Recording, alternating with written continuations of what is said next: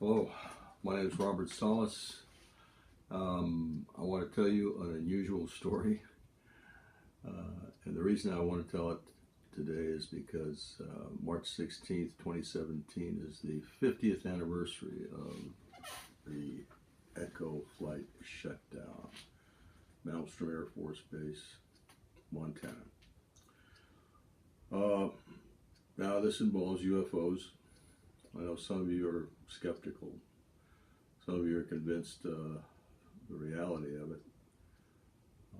But those skeptics, I think, is what this is intended for. I'll start my story back in 1994. I was in Seattle, Washington, going through a bookstore, and I happened to pick up this book. It's called Above Top Secret by Timothy Good. And I was browsing through the pages, as I usually do. I happened to turn to page 301, and I was able to read this small paragraph. I'll read part of it to you. In the spring of 1966, the Command and Status Consoles at a Launch Control Center in Great Falls, Montana, indicated that a fault existed in each of the 10 missiles simultaneously. It goes on to say that the missiles were shut down, and it also talks about an identical incident that occurred the week of 20th of March, 1967. It mentions the name of Ray Fowler. So this was written by Timothy Good, but he got the information from a man named Ray Fowler. So I want to emphasize, here's a couple of people that got involved. And this is not just my story, but it involves a lot of people who took the time and commitment to get involved in telling this story. Let me tell you a little bit about Ray Fowler, one of my heroes. If it hadn't been for Ray Fowler, Timothy Good couldn't have written this story in his book, even though it was a short paragraph. And I wouldn't be here today telling you about it because it probably would have been hidden from the public. You see, I was ordered, me and my commander, Fred Mywald, were ordered never to talk about what happened in March of 1967. But back to Ray. He's an interesting character. Hopefully he's still alive.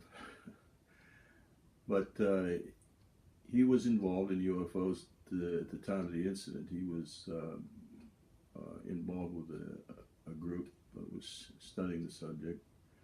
But he was also working for Sylvania at the time. Sylvania had a contract with the Air Force on the Minuteman missile and the electrical contract. And he had people working for him that were at Malmstrom Air Force Base in March of 1967. When the Echo flight incident, which I'll speak about later, occurred, March 16th, 67, his people notified Ray that this was indeed a UFO event. And in fact, one of his people had actually seen the object. Ray kept this quiet for some time. He had his job to be concerned about, and so Ray did not discuss this, what he had heard, until about 1972. In fact, Ray had contacted the Condon investigators. A man by the name of Roy Craig was the chief investigator. Shortly after this occurred, the Echo flight shutdown. Now, the Condon investigation was University of Colorado investigation on UFOs started in 1966. I'll talk about that a little bit more later. But Ray, with his interest in UFOs, contacted the Condon investigation team and told them about the Echo and Oscar incidents.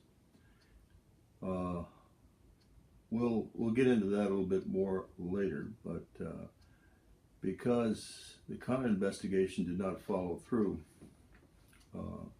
and investigate these incidents thoroughly or issue a report on what they discovered. Ray decided to go public in 1972. And at that time, he gave an interview to the Christian Science Monitor, I believe it was 72. And that's how the story was actually written early on, 1972. And I think that's where Timothy Good got the story to publish. So, Mr. Fowler, thank you. If it wasn't for you, I couldn't tell this story. After I read this paragraph in Timothy Good's book, I immediately got the thought that maybe the Air Force declassified this incident and I could go ahead and start talking about it if given the opportunity. I decided to try to get some documents to back me up.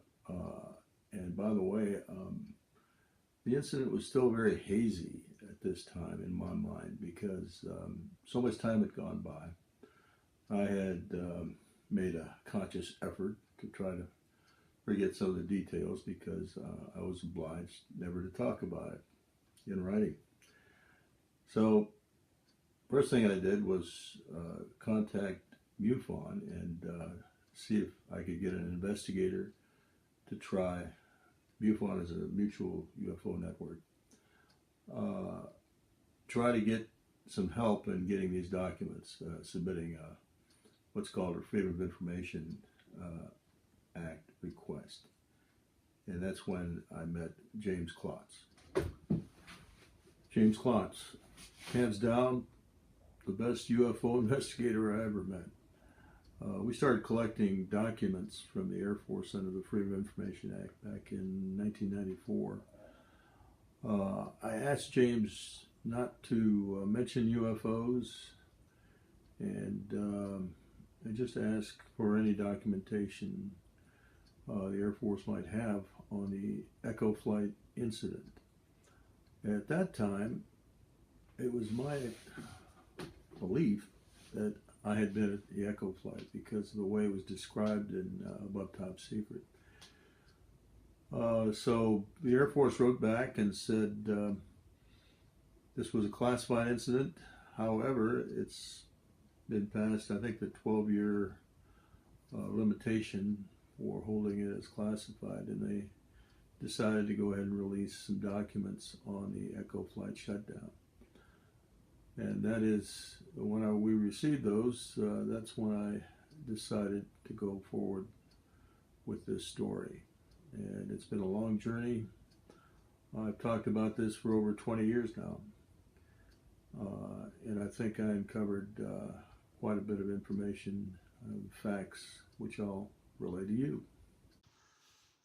First part of this will be discussing the Echo flight incident, and I'll present here a recording by Colonel Walt Fiegel, who happened to be there when this Echo flight incident occurred. Here's Walt.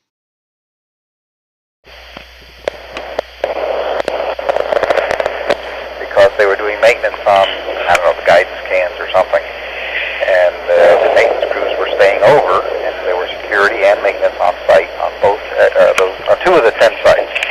And when the first one went down, I talked to the security out there. They had reported this UFO hovering over the site, and I said, "Yeah, right. What are you guys drinking out there?" And we struck strike teams to both of the sites that had been occupied. And both strike teams, I didn't tell them what we had heard via the LF radio. And I told them to go to get within a mile of the site and call back in on the VHF.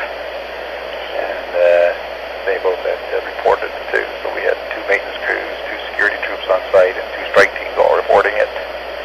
Is that right? Yep. Do you remember any of the names of any of those guys? Nope. You don't?